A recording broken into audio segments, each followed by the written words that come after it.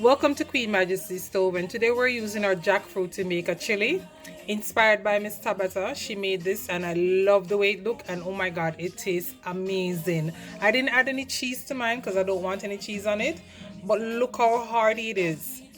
You can make this a little bit more juicy if you want, but I like for all my veggies and ingredients to just speak for themselves and show up themselves. So this is what we're doing on Queen Majesty Stove. Don't forget to like, share, and subscribe. I know you're going to enjoy this. And for all of those who are trying not to consume any meat at the moment, experiment with your veggies, all right? And look for inspiration all over social media. It's there.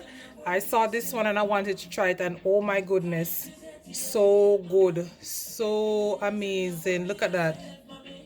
It doesn't need anything else. This is a meal within itself. Brought to you by Queen Majesty Stove, inspired by Miss Tabata. Look at this. Nice, delicious. I hope you enjoy this. Stay tuned.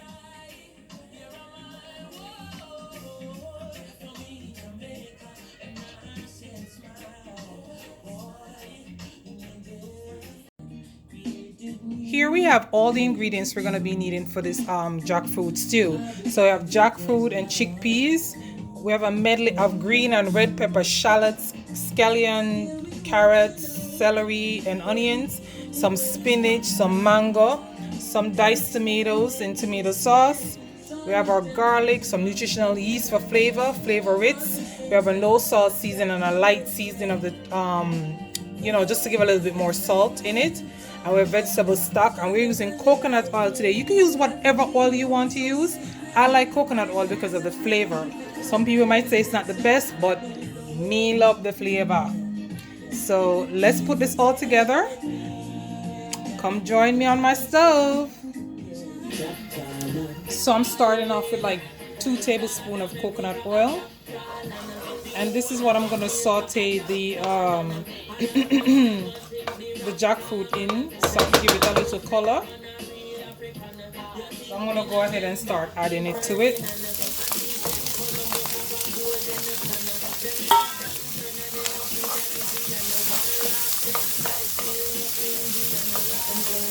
And we want to saute this until our jackfruit and our chickpeas get a little color. Alright?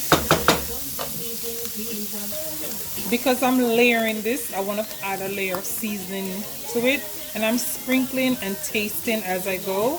So I'm not really measuring how much seasoning I'm putting in on it, because it's based on your taste. Okay, and a lot of these seasonings are low in salt or no salt at all, so it's not gonna really make it salty. So you can use whatever spices you like. These are the ones that I love. Get a lot of flavor without the salt. Okay, continue sauteing this. Okay, at this point I want to add my fresh seasoning.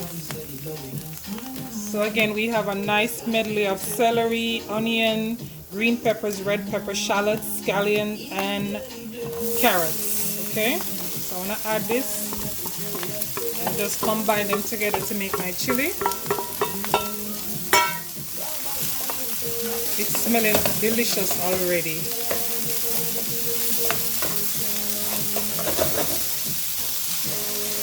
At this point we can add our garlic. It's less than a teaspoon. The garlic is not the star of the show today, so I'm not putting a lot of it in there, but I love the fresh garlic. Okay, so we just want to marry these together. I'm going to add another layer of seasoning. Put some of my lightly salted seasoning on there. And the flavor Ritz. Just want to put a nice amount on there for flavor. You notice how dry it is? It's going to get better. I don't want too much sauce in mine, but you can put a lot of sauce. So the nutritional yeast gives it a good flavor. And some added protein in there. Okay, this is looking beautiful. I could probably eat this just like this. Okay. Okay, so get a little sauce going. We're gonna add some vegetable stock. Not a whole lot for me. So we're just gonna put some vegetable stock in here to get a little sauce going, because this is a chili, of course. It's supposed to be nice and savory. So that's why I'm adding that. Okay, at this point I want to add my diced tomato. I don't want to put all of it as yet, so I'm just going to put half and see how it goes. Then I could add the rest of it if I choose to. Okay,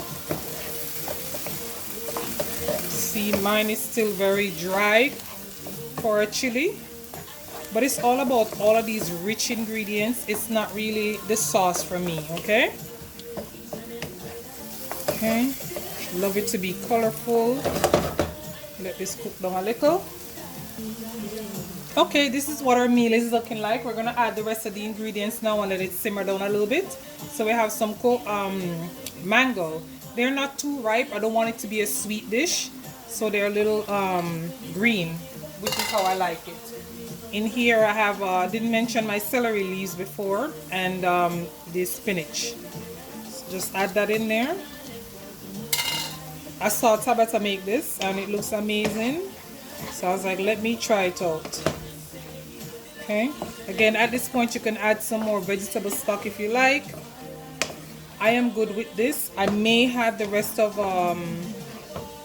my tomatoes. Actually, I'm gonna go ahead and add it. There you go. And I just want this to simmer a little bit, and this meal is good to go. It's ready. Alright, so let me just cover this and let it simmer a little bit. Still I walk with the Savior. Right, so this is how we're looking. I noticed I didn't put any of this in there. I probably showed it to you and I didn't put any in there. So I just want to sprinkle a little bit over it. Again, this will add flavor. I don't remember if I add any. It's that kind of day. So for me, this is all done. Okay, so I'm gonna give it a final taste, see if I need to sprinkle any more sprinkling in there. Are we good to go?